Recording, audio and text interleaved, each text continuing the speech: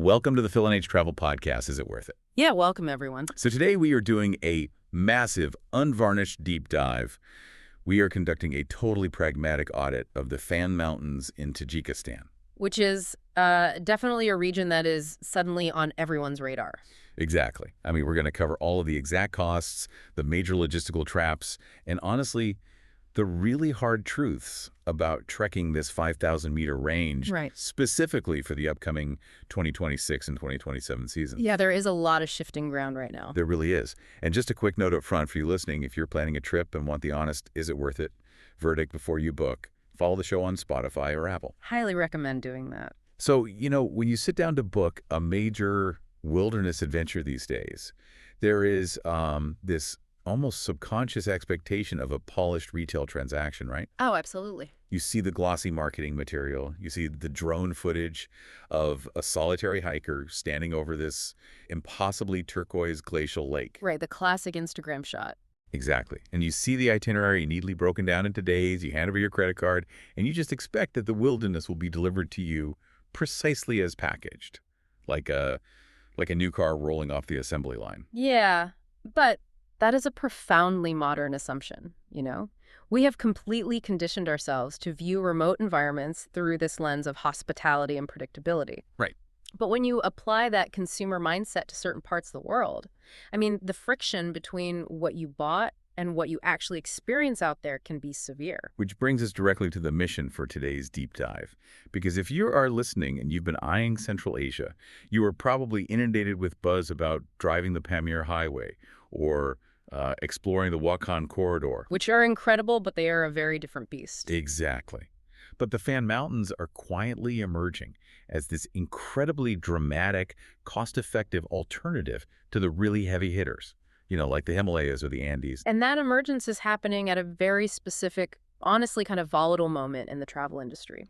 Well, what makes this analysis so critical right now is that for the 2026 and 2027 trekking seasons, we are witnessing this massive collision of opposing logistical forces in Tajikistan. Okay, let's get into the weeds of that collision. Yeah. Because we have all these expensive sources today, detailed travel audits, cost breakdowns, infrastructural reports, and the goal is to cut through those pristine Instagram photos. Right. We are looking at the gritty reality. Yeah, the unlit tunnels, the strict visa regimes, the physiological realities of 9 days in the wild. So if you are planning a major trek and you want that honest verdict, you are in the right place. Yeah, you really are. So start us off with that collision of forces you just mentioned. Why are the 2026 and 2027 seasons the tipping point for the fans? It really comes down to a structural shift in how international adventure tourism operates. Hello? On one side of the equation, major Western adventure operators, so we're talking about companies like Much Better Adventures, CalPac Travel, and others, they have begun scaling up what the industry calls fixed departure treks. Right, so like guaranteed group dates. Exactly. They are locking in their pricing in U.S. dollars, they're standardizing the itineraries, and marketing them heavily to a Western audience that honestly, historically, might have been pretty intimidated by the Russian or Tajik language barriers. Yeah, that sounds like a modernization of the destination, like more accessibility, locked-in budgets. It does sound like that, but that is kind of the illusion of modernization. Wait, why is it an illusion? Because on the other side of the equation, the host country's bureaucracy is moving in the exact opposite direction. Oh, interesting. Yeah, Tajikistan is drastically tightening its e-visa rules for 2026. The administrative runway to get into the country is becoming incredibly steep.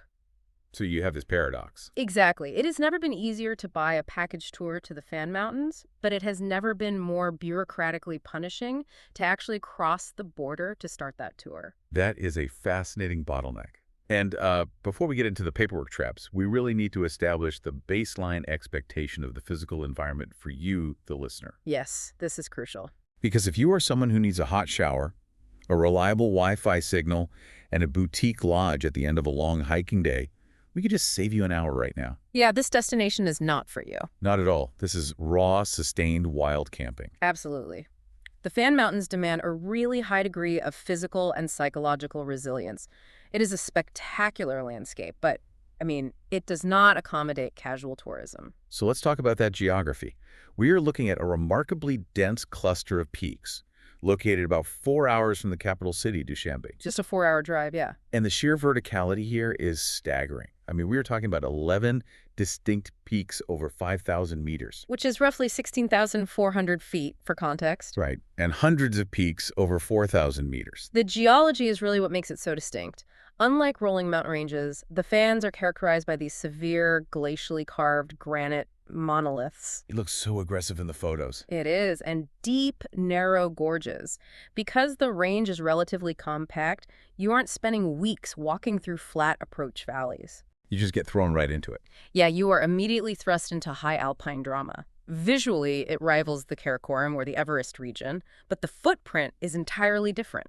And the financial footprint is vastly different as well. Looking at the audit numbers, guided treks spanning 11 to 15 days, which includes a solid 9 days actually, on the trail, are currently pricing between $2,390 and $3,350 USD. Right. To put that in perspective for you, a fully supported 2-week trek in Nepal or Patagonia with a Western operator can easily run you double that amount. Why is there such a massive price gap? Well, the price gap exists primarily because you are not subsidizing a localized tourism infrastructure. What do you mean by that? So in Nepal's Khumbu Valley, for instance, your trek cost includes the overhead of a massive network of tea houses, supply chains for those tea houses, standardized helicopter rescue pads, and decades of trail engineering. Yeah, it's like a whole village network up there. Exactly. But in the Fann Mountains, none of that exists. Your money simply pays for a local guide, a cook, the rental of pack donkeys, basic food supplies, and the canvas of your tent. Wow. Yeah, you are paying for the raw components of survival and absolutely nothing more. Which introduces a massive constraint, really. Because there are no lodges with wood-burning stoves to retreat to, you are entirely at the mercy of the weather. 100%. And looking at the sources, the trekking window is shockingly narrow. I mean, we are talking about June through September. That's it. And honestly, realistically, if you are looking to minimize severe risk, that window shrinks even further. Yeah, I was looking at this and thinking it feels like threading a meteorological needle. It really is. In the European Alps or the Andes, you generally have a solid 5 or 6 month season where you can safely hike. So why is the industry in Tajikistan so rigidly locked into the weeks of July and August? It is entirely dictated by the physics of altitude and the mechanics of snowmelt. Okay, break that down for us. So the defining feature of a Fann Mountains traverse is the necessity of crossing massive high-altitude passes to move from one valley system to the next. Right. The marquee crossing on these 9-day routes is the Chimtarga Pass, and that sits at 4,750 meters. You also have the Tovasang Pass at 3,350 meters. So we're talking nearly 15,600 feet for Chimtarga. At that elevation, weather isn't just about getting rained on. Precisely. Up at 4,750 meters in May, or even late into June, depending on the year, those passes are choked with deep, unstable winter snowpack. Oh, man. Yeah, the issue isn't simply the ambient temperature. The issue is avalanche risk and the mechanics of post-holing. For those who don't know, post-holing is when a hiker's leg just punches right through a weak crust of snow deep into the valley. Exactly. And post-holing exhausts the human body incredibly fast. But more importantly, the pack donkeys carrying all the communal gear and food physically cannot navigate deep snow or precipitous icy ledges. So if the donkeys stop, everything stops. If the donkeys can't cross, the expedition stops. So it's not a matter of just bringing a warmer sleeping bag. A blocked pass is a hard physical barrier. It's a trip ender. Because the Fanns are a series of steep interconnected valleys, there are rarely easy detours. You can't just take a scenic alternate route. No, if you hit Chimtarga Pass and it's impassable, you don't take the long way around, you turn around and you spend 3 days walking back exactly the way you came. That would be devastating. It is. And the operators know that a catastrophic failure of an itinerary is terrible for business, so they tightly cluster their fixed departures in a very specific window. The audit actually highlights a specific reference trip from 2024 that deliberately ran from July 28th to August 11th. That feels intensely precise. But it is precise by design. By the last week of July, the intense Central Asian summer sun has finally baked the residual snowpack off those 4,700-meter saddles. Okay, so the path is clear. Mostly. You are dealing with scree and loose rock, which is exhausting, but it is navigable. And then by mid-August, you begin to feel the first bite of the autumn freeze at night, but the passes generally remain clear of fresh accumulating snow. So that 2 to 3 week block is really the historical sweet spot. Exactly. Let me play devil's advocate here, though. If I'm an experienced listener, I might look at those logged-in dates and think, okay, the operators are all crowding into August. I'll just book my trip for early June or maybe mid-September to beat the crowds. Maybe take advantage of shoulder season pricing. I hear that all the time, but that logic only works in a highly developed park system. Why doesn't it work here? In Tajikistan, it introduces a severe compounding risk. Let's look September. Yes, the high passes might still be clear of deep snow, but late-season rain in Central Asia is a formidable hazard. But rain doesn't seem that bad compared to a blizzard. It is when you factor in where it happens. The danger is particularly down low where your journey begins. Wait, how does rain down low stop a high-altitude trek? Consider the access infrastructure. To get to the Arctic base camp, which is a very common starting point, your vehicle has to navigate rural, unpaved tracks near villages like Gaza. Right. The soil composition there, when hit with sustained late-season rain, turns into deep, impassable mud. We're talking about steep gradients where even a heavy 4x4 vehicle will slide uncontrollably or literally sink to its axles. Oh, wow, so you can't even get to the mountain. Exactly. You run a very real risk of getting stranded miles from the trailhead before you even lace up your boots. That completely flips the traditional logic of shoulder season travel. Yep. And there's a very stark warning in our sources regarding the digital footprint of this region. Yes, the blog issue. Yeah, the audit explicitly warns against relying on old travel blogs, stuff from 2017 to 2019, to justify winging it in these shoulder seasons without a guide. It is incredibly dangerous to rely on pre-pandemic blog posts for high-altitude logistics. So the environment just changes too fast, right? Exactly. Mountain environments are highly dynamic. Glaciers recede, rock falls obliterate trails, and microclimates shift. Yeah. A blog post from 2018 might describe crossing a gentle, snow-covered saddle in early June. But 5 years later, due to different freeze-thaw cycles and erosion, that exact same saddle might be an exposed sheet of blue ice requiring crampons and an ice axe. Which you might not have packed if you followed the blog. Right. Navigating Chimtarga Pass without a guide who possesses up-to-the-minute localized intelligence on the current season's conditions, it's just a gamble you should not take. Okay, so the meteorological reality dictates that your timing is firmly locked. You are going in late July or August. But the actual journey begins long before you pack your bag. The paperwork. The paperwork. We need to talk about it because this is where the dream of Central Asian exploration collides with a brutal bureaucratic reality. The sources highlight this as a massive logistical trap. The e-visa documentation creep. The administrative landscape has shifted so dramatically. Because it used to be easy, didn't it? Yeah. A few years ago, the avisa.tj portal was relatively functional and lenient. But as we approach 2026, the Tajik government has implemented an incredibly strict vetting protocol. Let's examine the actual mechanics of that strictness. If I treat this like a standard tourist visa to a Western European country, I snap a photo of my passport on my kitchen counter, I upload it, and I expect an email approval 3 days later. What actually happens? Your application will be unequivocally rejected. Just like that? Just like that. The system no longer tolerates casual submissions. The optics of the documents are heavily scrutinized. What do you mean by optics? They require a perfectly flat, high-resolution scan of the passport. If there is a single pixel of glare on the lamination from your kitchen lights, they will bounce it. Are you kidding? 1 pixel of glare. I'm serious. Furthermore, the days of vague travel plans are over. They demand highly granular, day-by-day itineraries. The sources also mention this requirement of an LOI, a letter of invitation, and confirmed hotel bookings for every single night you aren't supposedly sleeping in a tent. Yes, that is a huge hurdle for independent travelers. Why does a government care this deeply about where a hiker is sleeping on a random Tuesday? It is a mechanism of accountability and infrastructure management. A letter of invitation isn't just a friendly welcome note, Right. It is a legally binding document generated by an authorized local Tajik tour operator.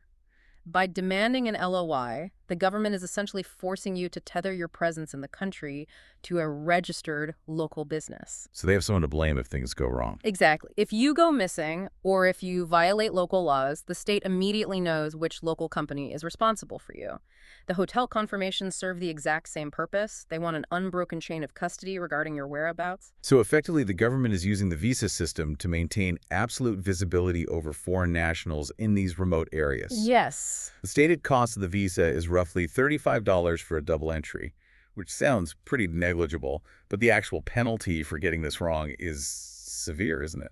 The $35 is totally deceptive. The real currency you are spending here is time. How so? Because if you submit inadequate documentation, say 4 weeks before your locked-in, non-refundable tour begins, the rejection might take 10 days to process. Oh man, the clock is ticking. Right.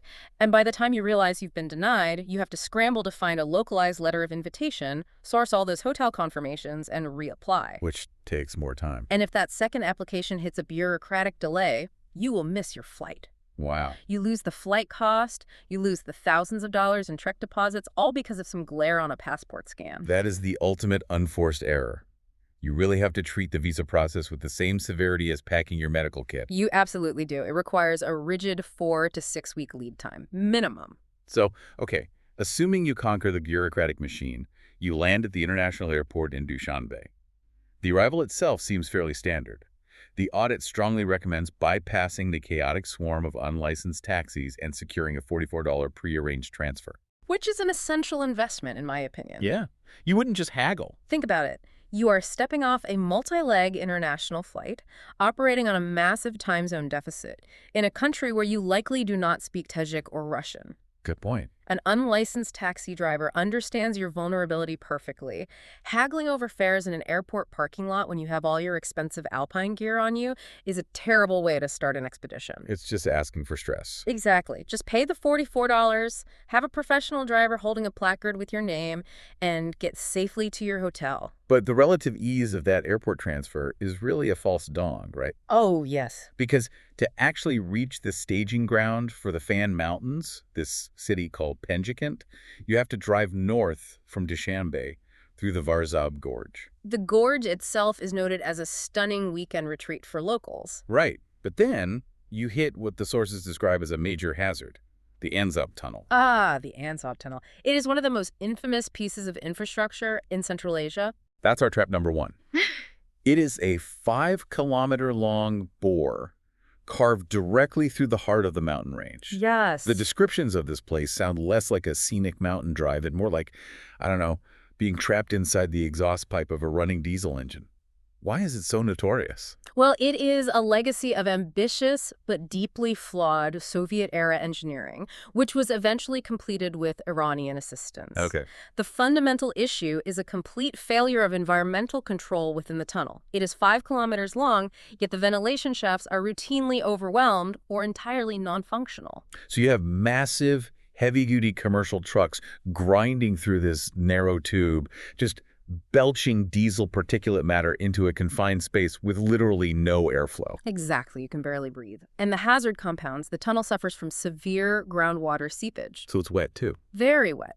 The road surface is frequently flooded with this dark, murky water that conceals massive suspension-destroying potholes. Oh, that sounds like a nightmare. And in the colder shoulder seasons, that water turns to vast sheets of ice. Now add the lighting situation. Is it well lit? No. Yeah. Large segments of the tunnel are entirely unlit. Wait, you are navigating submerged craters in pitch blackness, breathing concentrated carbon monoxide. That is the reality. The sources note a documented history of vehicle collisions and asphyxiation incidents inside. That is terrifying. If it is this dangerous, why on earth doesn't a tour operator just map a different route around the mountain? Because topography dictates reality. What does that mean? There is no other viable route. The Anzob Tunnel is the singular critical artery connecting the capital city of Dushanbe in the south to the Suti province and the Fann Mountains in the north. So it's an absolute choke point. You cannot bypass it. It is a hard infrastructural bottleneck, and because of its condition, it frequently closes. Right, the sources mention that. It closes for emergency patchwork maintenance, it closes when a truck inevitably breaks down and blocks the single lane, and it closes due to severe flooding. And if it closes while you're trying to get to your trek... If the tunnel closes, your expedition ceases to move forward. You sit in your vehicle, or back in Dushanbe, and you wait. That introduces a massive variable into a tightly scheduled trip. How do you mitigate a hazard that you have absolutely no control over? The mitigation happens purely in the scheduling phase. Okay. You must ensure that your itinerary includes a built-in delay day. Like a buffer. Exactly. If you land in Dushanbe on a Monday and your trek is scheduled to begin walking from the trailhead on Tuesday morning, your itinerary is structurally flawed. Because if you get stuck on Monday... If the Anzob Tunnel is closed for 12 hours on Monday, you will miss the departure of your group. And you cannot catch up to a mountain trek on foot once they leave. No, that's impossible. So a buffer day absorbs the shock of those tunnel closures. Furthermore, you really must insist that your operator schedules the tunnel transit during daylight hours. Wait, if the tunnel is pitch black inside anyway, why does it matter if it's daytime outside? It matters because of the ambient temperature and the entry and exit variables. Daylight crossings slightly reduce the risk of ice formation at the tunnel mouths. Ah. And heaven forbid if your vehicle does break down inside, emerging from the tunnel on foot or waiting for assistance is infinitely safer in the daylight than in the freezing darkness of the Varzab Gorge at 2:00 a.m. That makes perfect sense. Wow. Okay, so you've survived the passport glare, you've navigated the carbon monoxide gauntlet of the tunnel, and you finally arrive at civilization on the edge of the mountains. You made it. Dushanbe and Penjikent serve as the two bookends of this journey. You stage there before the trek, and you recover there afterward. Let's examine the economics and the reality of these base camps because the pricing tiers vary wildly. They do, and understanding these tiers is absolutely crucial because it dictates a large portion of your peripheral spending. Yeah. So for the backpacker demographic, the trailhead villages like Seritag offer extremely basic guest houses for around $29 a night. And that typically includes a local home-cooked meal, which is great. Moving slightly upmarket, mid-range travelers looking for comfort in Penjikent before the trek can stay in places like the Jumaboy Guest House for what, $30 to $60 a night? Which represents tremendous value. I mean, you get a private, clean space to reorganize your gear, charge your electronics, and sleep in a real bed. But then you look at Dushanbe. Family-style hotels run about $48. Yet, if you want absolute comfort, you can book the Hilton on Agini Street, which demands anywhere from $300 to $450 a night. A massive jump. Right. And here is where the disconnect happens for a lot of Western tourists. In places like Nepal or even parts of the Alps, dropping massive amounts of cash actually buys you luxury on the mountain, right? Yes. You can pay $500 a night to sleep in a heated lodge with an espresso machine and a down duvet at 13,000 feet. Why doesn't that $450 Hilton budget translate to comfort in the Fanns? That is the great equalizer of the Fann Mountains. And it is a concept many travelers just struggle to grasp until they are literally shivering in a tent. There's a rude awakening. It is. There is zero correlation between your financial wealth and your physical comfort once you pass the trailhead. Alpine lodges do not exist here. High-end tea houses do not exist. Why haven't they been built? If there are tourists willing to pay for it, Yeah. I mean, capitalism usually finds a way, doesn't it? Usually, yes. But here, it is a combination of harsh topography and a complete lack of sustained foreign investment in trail infrastructure. It's just too rugged. Exactly. Building and maintaining a luxury lodge at 4,000 meters requires a massive, reliable supply chain. It requires heavy lift helicopters or incredibly well-maintained graded trails for mules. And they don't have that. Neither of which are currently viable in the steep, rugged terrain of the Fanns.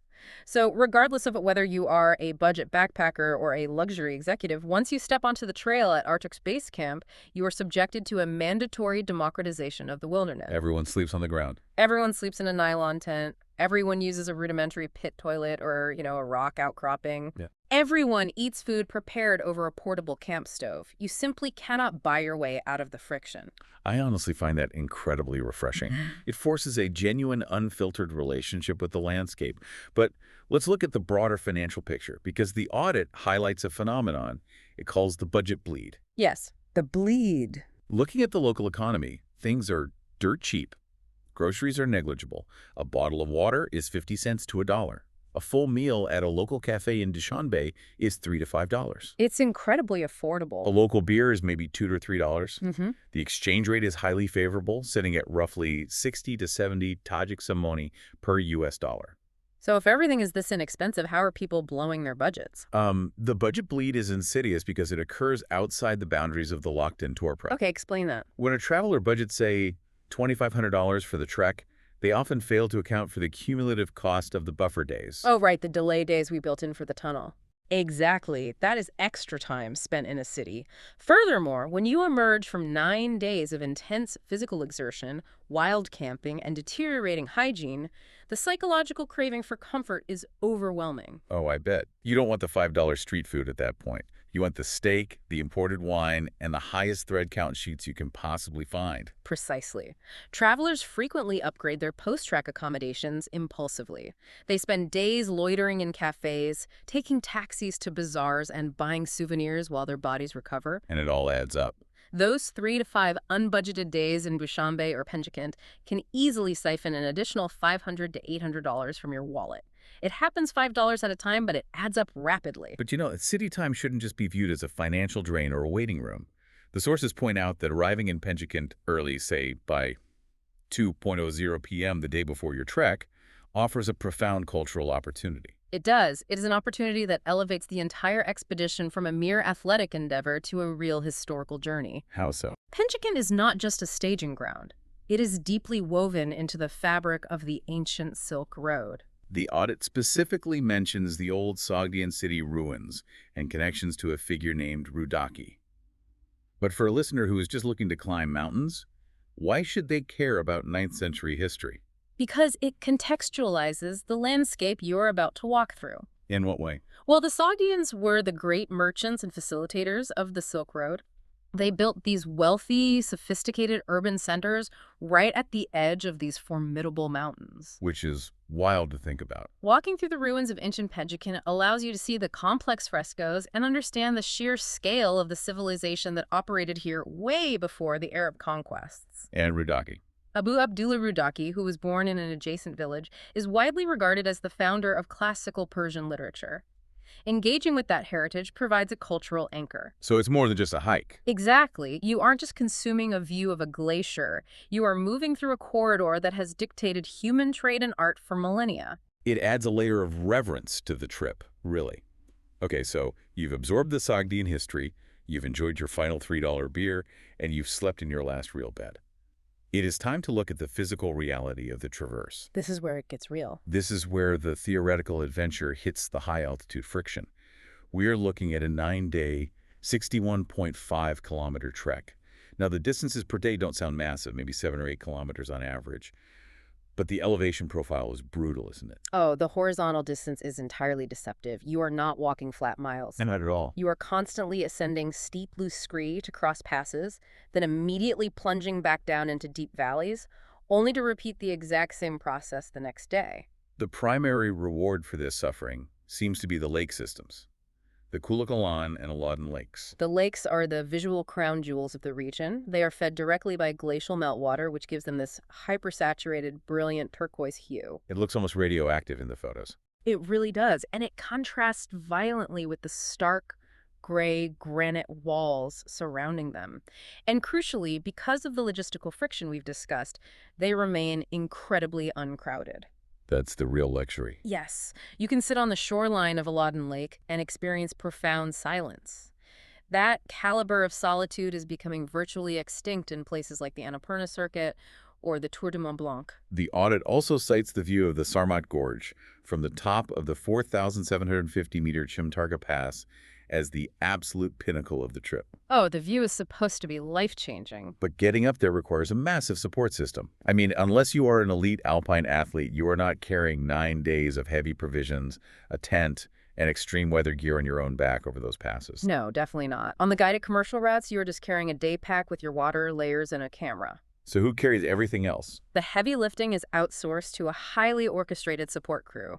You have local guides, dedicated cooks, and handlers who manage teams of pack donkeys. It is basically a moving village. And it's worth noting the etiquette here for you listening. The audit suggests that tipping this entire support crew typically runs $20 to $50 USD per trekker, which is pooled at the end of the trip. Which is very standard and expected. But looking at this moving village, I see a major psychological trap. I call it the wild camping support illusion. Okay, what do you mean by that? The brochures show these robust donkeys, smiling cooks in a pristine camp kitchen, and it projects this image of rustic luxury. Right, like glamping. Exactly. But the audit introduces a brutal reality regarding the food supply, which they call culinary entropy. Culinary entropy. It is the perfect phrase for what happens to a biological supply chain over time. I want to break down the mechanics of this entropy. The sources are very clear that days 6 through 8 of this trek become a severe slog, both mentally and nutritionally. Why does the food degrade so significantly? Consider the thermodynamics and logistics of the environment. There are no villages deep in the fans where a cook can just go buy fresh eggs, spinach, or chicken halfway through the trek. Right, there's no mid-road resupply whatsoever. Exactly. Every single calorie that your group will consume over 9 days must be loaded onto the back of a donkey on morning one at the trailhead. And a donkey cannot carry a refrigerated unit. No, they cannot. So the food is subjected to violent temperature swings, baking in the intense high-altitude UV radiation during the day, and then freezing solid at night. So how long does the good food last? For the first 2 or 3 days, you will likely eat very well. The cooks use the fresh vegetables, the heavy root crops, maybe some fresh local meat or dairy. But as you push past day 4, that fresh inventory is totally exhausted or spoiled. So what are you left eating by day 7, right when your body is screaming for nutrition after crossing a 15,000-foot pass? You transition entirely to non-perishable, easily transportable staples. Like what? You are eating massive quantities of white rice, basic flatbreads, pasta, heavily preserved or canned meats, and drinking endless cups of tea. That sounds incredibly monotonous. It is, and the physiological impact is real. At altitudes above 4,000 meters, your body is working in an oxygen-depleted environment. Hypoxia begins to affect your digestive system. Yeah, your body just doesn't want to process food the same way. Right. It struggles to process heavy, complex proteins and fats, and it craves simple carbohydrates for immediate energy. But eating the exact same bowl of rice and preserved meat for the 6th day in a row induces this massive flavor fatigue. You just don't want to eat it anymore. You lose your appetite precisely when you are burning 4,000 to 5,000 calories a day. The culinary monotony perfectly mirrors the physical monotony of endless ridge walking on those final days. I want to push this further. If a listener has a severe dietary restriction, say they are a strict vegan or they have a severe nut allergy, how does this ecosystem handle that? It doesn't handle it well at all. Really? Not at all. If a strict vegan expects a varied, nutritionally dense, high-protein, plant-based menu on day 8 of a Fann Mountains traverse, they are operating under a dangerous delusion. Because they just don't have the ingredients. The operators simply cannot source or transport bespoke, lightweight, vegan proteins like tempeh or specialized powders. A vegan will likely be reduced to eating plain rice and bread, which will lead to a massive caloric and protein deficit. That sounds dangerous. It can be. If you have severe restrictions, you must import and carry your own specialized lightweight supplements, or you must honestly reconsider the trek. The theme here is isolation. And that isolation extends directly to physical safety.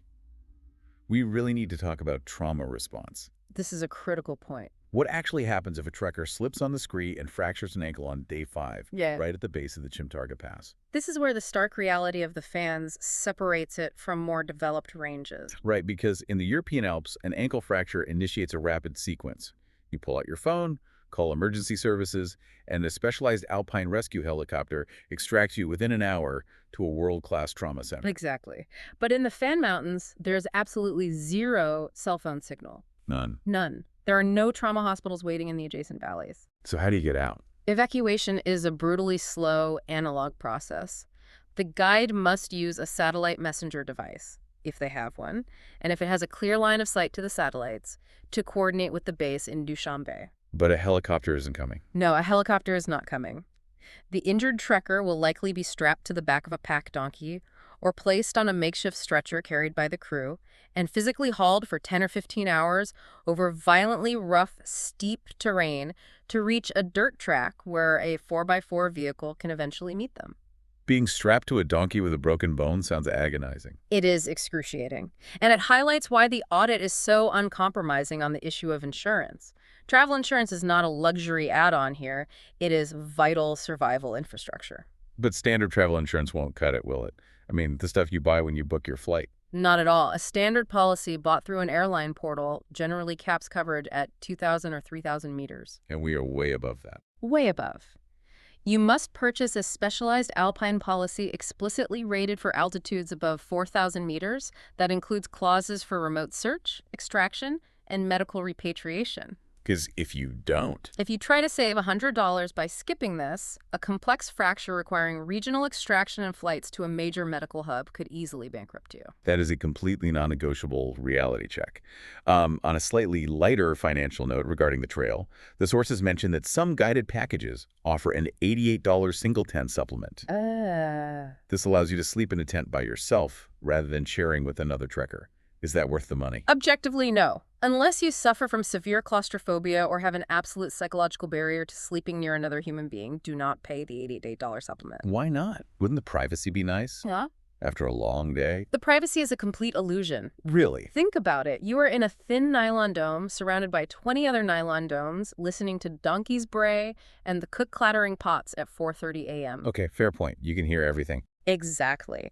More importantly, the physical exhaustion of the trek overrides any mild discomfort of sharing a space. By the time you crawl into your sleeping bag after 10 hours of hiking at altitude, you are going to fall into a comatose sleep regardless of who is snoring 2 feet away. Just save the money. Save that $88 and apply it toward a massive, luxurious dinner in Dushanbe when you survive the trip. I love that prioritization. Yeah. Okay, we have laid the entire architecture of this trip bare. The visa traps, the terrifying tunnel, the high-altitude physics, the culinary entropy, and the analog rescue scenarios. It is a lot to process. It is. But it is time to run the final is it worth it matrix. Who should actually pull the trigger on booking this destination? Well, before we divide travelers into categories, we have to address the geopolitical elephant in the room regarding overall safety. Yes, the borders. Tajikistan shares borders with Afghanistan to the south and Kyrgyzstan to the north, and this often triggers severe hesitations for Western travelers. It does. I mean, if you look at official government travel advisories from the U.S. State Department or the Australian government, you see glaring red flags demanding increased caution or a high degree of caution. They cite risks of terrorism, border skirmishes, and even unexploded landmines. Which sounds completely terrifying until you apply geographical context. Context is key here. Right. Those advisories are highly localized. The friction zones, the border tensions, and the legacy minefields are heavily concentrated in the far south along the Afghan border or in very specific disputed enclaves near the Kyrgyz border. But what about the fans? The Fann Mountains are situated deep inland in the northwest, completely isolated from those volatile frontiers. So the generalized government warnings don't really reflect the reality on the ground in the Fann Mountains. Exactly. Inside the Fann Mountains, your risk hierarchy is entirely environmental. Altitude sickness, rockfall, and gastrointestinal issues are your primary threats. Not terrorism. Political violence or terrorism is statistically negligible there, and petty crime on the trail is virtually non-existent because of the communal nature of the camps.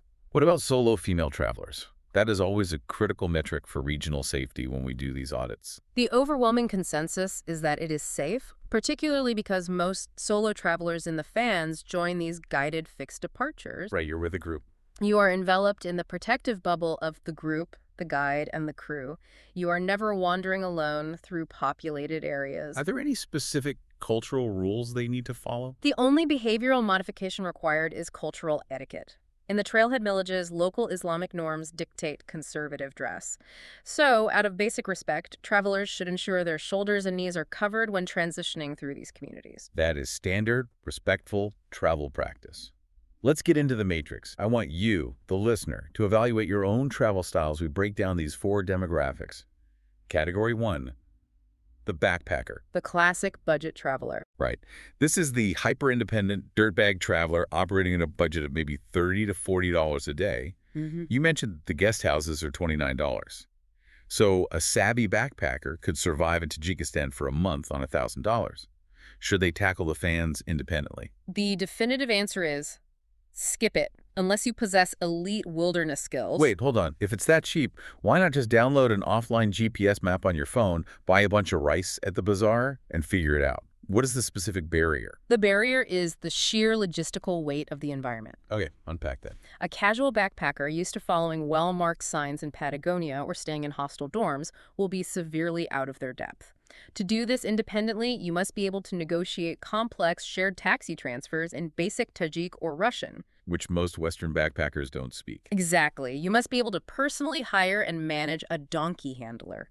And crucially, an offline map on your phone is completely useless when you encounter a washed-out trail at 4,000 meters and need to dynamically route find across a glacial moraine. That sounds like a recipe for disaster. It is. If you are a seasoned mountaineer, it is a cheap paradise. But if you are a casual backpacker, you are inviting disaster. Fair warning. Let's move to Category 2, the mid-range traveler. This is someone utilizing the locked-in guided packages we discussed, spending roughly $220 to $260 a day. Now, this is the absolute demographic sweet spot. Really? Yes. For this traveler, the Fann Mountains are highly recommended.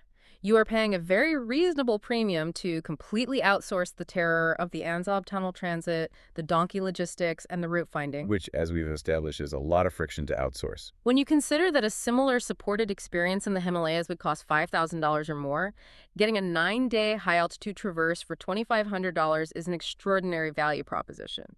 You simply have to treat the visa documentation process with absolute seriousness. Category 3, the family.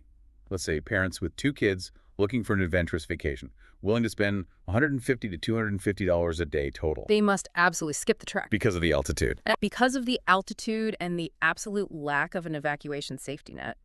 Subjecting young children to 4,700-meter passes where the only medical extraction is a donkey ride is irresponsible. That makes total sense. However, the country itself is not off limits. Families should pivot entirely to the cultural loop. The cultural loop. Yes. Base yourself in the comfortable hotels in Dushanbe and Penjikent. Spend your days exploring the Sogdian ruins, engaging with the Silk Road history, and taking low-altitude day trips into the approach valleys. So you still see the mountains. You get the flavor of the region without the extreme biological risk. And finally, Category 4, the luxury traveler or the digital nomad. These are people with heavy budgets, maybe $300 to $450 a day, or remote workers planning to post up for a month. It is the wrong destination for both. Why? Well, the luxury traveler will be profoundly disappointed because, as we established earlier, all the money in the world cannot conjure a heated slopeside lodge out of thin air. They will still end up in an nylon tent. Well, exactly. And for the digital nomad, the dream dies at the trailhead. You can work beautifully from a cafe in Dushanbe, but the moment you enter the mountains, the cellular infrastructure entirely collapses. Yeah, you cannot attend a Zoom meeting from a Loddon Lake. No, you cannot. So, if a listener identifies strongly with that mid-range sweet spot, but they are still slightly hesitant about the sheer friction of the Tajik bureaucracy, we should explore the alternatives. Central Asia is vast. Where else can they go? The two most prominent comparisons are neighboring Kyrgyzstan, or an entirely different region within Tajikistan itself. Let's start with Kyrgyzstan. Regions like Ala-Archa or the Jurgelin Valley. If someone is weighing the fans against Kyrgyzstan, what is the mechanical difference in the experience? The difference is defined by infrastructure and bureaucratic ease. In what way? Kyrgyzstan realized the economic power of adventure tourism much earlier, and they have built a much more robust infrastructure. Crucially, they possess an extensive network of yurt camps. Oh, which fundamentally changes the sleeping dynamic. Completely. Instead of sleeping on a thin foam pad on the frozen ground in a nylon tent, you are sleeping on a cot inside a thick felt yurt, often with a central stove providing ambient heat. That sounds amazing compared to the tent. It is a massive upgrade in comfort. Furthermore, Kyrgyzstan's visa regime is famously relaxed compared to Tajikistan's new 2026 rules. For many Western passports, it is entirely visa-free or a simple automated e-visa process. So if I'm on the fence, what is the ultimate tiebreaker between the two? It comes down to what you are willing to trade. Okay. You choose Kyrgyzstan if you prioritize a smooth bureaucratic runway, the physical comfort of yurt camps, and generally greener, rolling landscapes. It is a lower friction adventure. And you choose the Fann Mountains. You choose the Fann Mountains only if you are willing to embrace the intense bureaucratic headache of the LOI, the sheer terror of the Anzob Tunnel, and the physical degradation of wild camping, all to secure the reward of jagged, dramatic 5,000-meter granite peaks and absolute uncrowded solitude. It is a profound trade-off. What about the other option within Tajikistan? We mentioned the Pamir Highway and the walk-on corridor at the beginning of the deep dive. That is an entirely different scale of travel. It is the go massive option. How massive? Well, the Pamir Highway is primarily an overland 4x4 journey, not just a trek. It takes weeks. You are driving across a high-altitude plateau, looking directly across the Panj River into Afghanistan. That sounds incredible.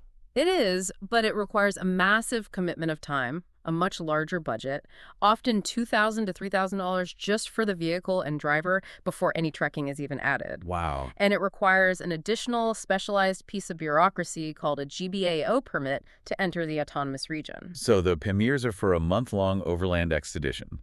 The Fanns are for a surgical 2-week high-altitude mountain strike. That is the perfect distinction, and it brings up a crucial point regarding how we talk about these places. We really need to retire the phrase hidden gem when describing the Fann Mountains.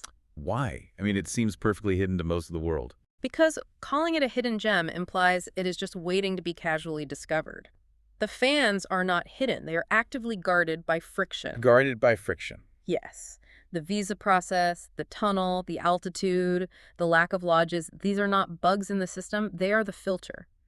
The difficulty is precisely what keeps the crowds out. Which brings us to a synthesis of everything we've uncovered in this audit. We have mapped out the entire ecosystem of this trip. We really have. We've dissected the strict visa requirements and the mechanics of the letter of invitation. We've driven through the carbon monoxide nightmare of the Anzob Tunnel. We've analyzed the thermodynamic reality of culinary entropy on the trail and the extreme logistics of a donkey evacuation. Yeah, all the traps. So what is the ultimate takeaway for the listener? The Fann Mountains offer a genuinely spectacular, strong-value alternative to the overcrowded circuits of the Himalayas.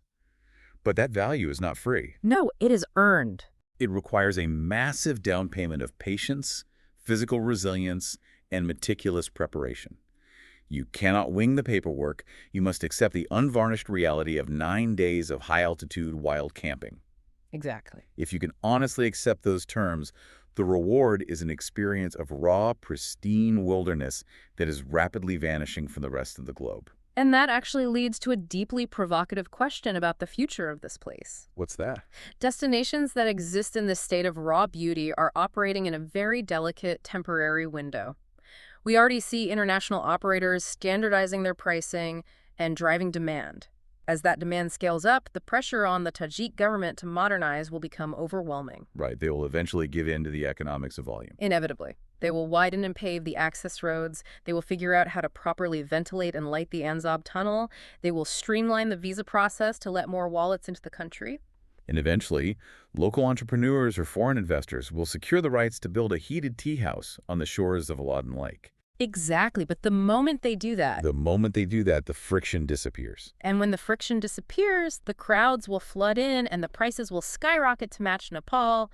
The isolation will be gone. So it's a ticking clock. It is. So the question to ponder is, how much longer will the Fann Mountains remain this affordable and raw? Is the very friction we have spent an hour dissecting today, the exhausting visas, the terrifying tunnel, the degraded food, actually the vital armor protecting the magic of the landscape? The difficulty is the preservation mechanism. Yeah. I absolutely love that perspective. You know, we started this deep dive talking about the expectation of a polished, glossy travel brochure. And we found the exact opposite. What we have discovered is that the Fann Mountains refuse to hand you a brochure.